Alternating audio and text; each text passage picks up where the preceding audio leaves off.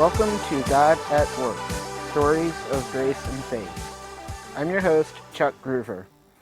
And well, just like last time was a combo of It Is Well With My Soul and Horatio Spafford, today will be another combo episode with, I'm probably going to butcher the last name, but Carl Boberg and O Stor Gud, which translates O Great God. But it's a hymn that we better know as How Great Thou Art. Carl Boberg was born August 16th, 1859 in Monsteros, Kalmar County, which is in the southern portion of Sweden. And he was a carpenter's son and actually worked briefly as a sailor and served as a lay minister in the Mission Covenant Church of Sweden. From 1890 to 1916, he served as the editor of, I'm not even going to try to pronounce the name in the original language, but basically translated to Witness of the Truth, which was a weekly Christian newspaper there in Sweden. And he also served in the Swedish legislature for 20 years, basically from 1912 to 1931. Boberg also published more than 60 poems, hymns, and other gospel songs, besides O Great God or How Great Thou Art, whichever title you'd prefer to use. It's actually been known by both, published in English hymnals under both titles, which we'll see as we get into the story behind the hymn.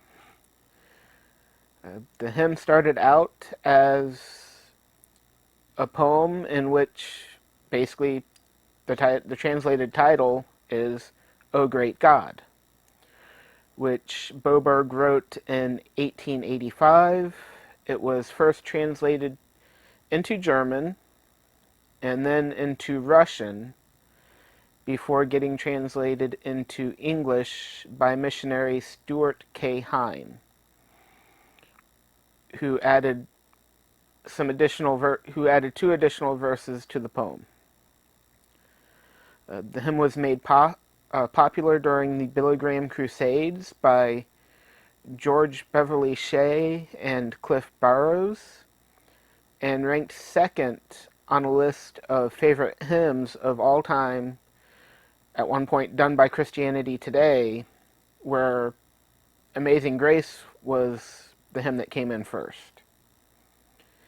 The original poem contained 9 verses, and it came about when Boberg was walking home from church and listening to the church bells. A sudden storm came up over Monsteros Bay, which caught Boberg's attention, and basically just as suddenly as the storm came up, it became peaceful and calm again. Boberg's great-nephew stated that the poem was also part of a paraphrase of Psalm 8, and was actually used in the underground church in Sweden in the late 1800s when the Baptists and the Mission Friends were persecuted. There is an account by Carl Boberg regarding the poem, in which he stated, "It was that time of year when everything seemed to be in its richest coloring. The birds were singing in trees and everywhere. It was very warm. A thunderstorm appeared on the horizon, and soon there was thunder and lightning. We had to hurry to shelter, but the storm was soon over, and the clear sky appeared.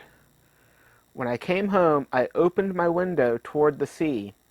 There, evidently, had been a funeral, and the bells were playing the tune of When Eternity's Clock Calls My Saved Soul to Its Sabbath Rest. That evening I wrote the song O Stor Gud. The poem was first published in the Monstrous News on March 13th, 1886, and eventually was matched up to an old Swedish folk tune and first sung in public in 1888. The song was first translated from Swedish to German around 1907 by Manfred von Glein, who heard the hymn in Estonia, where there was a Swedish-speaking minority located, and eventually the German version reached Russia around 1912, where it was translated into Russian by Ivan Prokhanov, who was considered to pretty much be the Martin Luther of Russia, as well as the most prolific Protestant hymn writer and translator in all of Russia at that time. In 1925, we see the first literal translation of the poem into English by E. Gustav Johnson, which comprised of verses 1, 2, and then 7 through 9, and was actually published in the Covenant Hymnal as O Mighty God. The first 3 editions of the Covenant Hymnals actually included this translation, with the 1973 edition including all 9 verses. There was also around this time a desire to replace Johnson's version with the more popular translation by Stuart K. Hine, but the Covenant, while owning pretty much the copyrights or the rights to the original English translation from Johnson, they didn't have the rights to the Hine version and couldn't afford the price that was being requested by the publishing house that actually owned the copyright on the Hine version.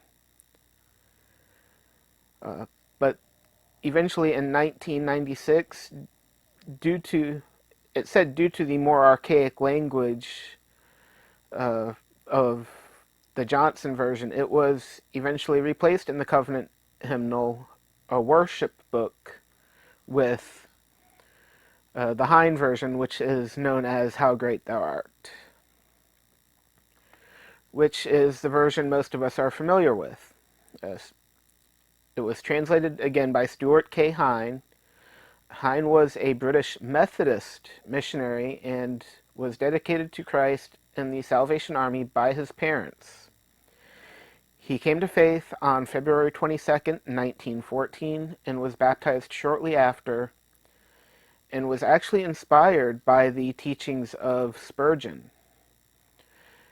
He heard the Russian translation of the German translation while on an evangelistic mission to the Carpathian Mountains in Ukraine in 1931.